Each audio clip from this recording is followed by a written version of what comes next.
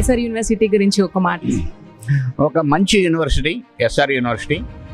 ఒకటి క్యాంపస్ చాలా అద్భుతంగా ఉంది. దాదాపు 170 ఎకరాల్లో పచ్చని చెట్లతో, పెద్ద చెట్లు, వేప చెట్లు లాంటి చెట్ల మధ్యలో మంచి మంచి క్యాంపస్లు, ఇప్పుడు మనం ఇక్కడ ఉన్నటువంటి ఇంక్యుబేషన్ సెంటర్ లాంటివి ఇవన్నీ కూడా రావడం జరిగింది. దీనివల్ల గత 3 సంవత్సరాలుగా ఈ యూనివర్సిటీకి ఎన్ఐఆర్ఎఫ్ ర్యాంకింగు 100 కంటే కూడా తక్కువ రావడం జరిగింది. దేశంలో అతి కొద్ది ప్రైవేటు యూనివర్సిటీస్కి మాత్రమే ఈ ర్యాంకు 100 కంటే తక్కువ వచ్చినటువంటి పరిస్థితి. సో ఎస్ఆర్ యూనివర్సిటీ ఒకటి కావటం అనేటువంటిది చాలా ఆనందకరమైన విషయం. అందుకనే నేను ఈరోజు ఈ యూనివర్సిటీకి నేను కాన్వకేషన్ రావటం కూడా జరిగింది. రాబోయే రోజుల్లో ఈ యూనివర్సిటీ మరింత వృద్ధి చెంది మరింత ర్యాంకింగ్స్ పెంచుకొని భారతదేశంలోనే ఒక మంచి యూనివర్సిటీగా రూపొందుతుందని ఆశిస్తున్నాను. 25 డాక్టరేట్లని పొందిన వ్యక్తిని మేము ఈరోజు కలుస్తున్నాము అంటే చాలా ప్రౌడ్గా ఫీల్ అవుతున్నాము. ముఖ్యంగా అంటే ఇప్పుడున్న యూత్కి మీరు ఇచ్చే మెసేజ్ ఏంటి?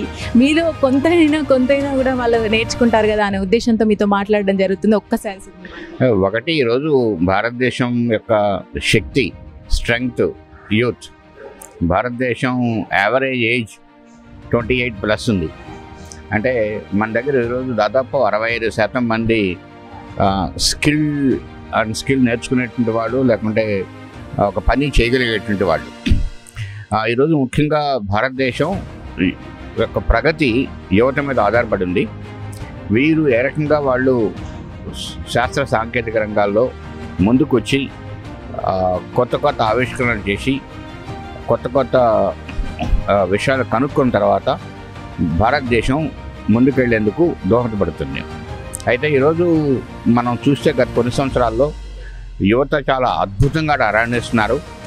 మన భారతదేశంలో ఈరోజు దాదాపు 4,38,00,000 మంది హైయర్ ఎడ్యుకేషన్ చదువుతున్నారు. ఇప్పుడు ప్రపంచంలో ఎక్కడా లేనంతగా మన దగ్గర స్టార్టప్ ఎకో సిస్టమ్ వస్తుంది. మనం చూస్తే 2016లో 460 ప్రాంతాల్లో ఉన్నటువంటి స్టార్టప్స్ ఈరోజు దాదాపు 1,65,000 స్టార్టప్స్ అయ్యాయి. ఇదంతా కూడా యువత చేస్తున్నటువంటివే. సో రాబోయే రోజుల్లో యువతలో కోరుకునేది ఏంటంటే, వాళ్ళు ఒక లక్ష్యం పెట్టుకొని ఒక కొత్త విషయాన్ని, ఒక విజయాన్ని, ఒక గొప్ప విషయాన్ని సాధించాలి అనేటువంటి ఒక లక్ష్యాన్ని పెట్టుకొని దానికి కోసం తీవ్రంగా పని చేయడం, కష్టపడటం, ఒక దృఢ చిత్తంతో దాని వైపు ఉండటం అనేటువంటిది ముఖ్యం.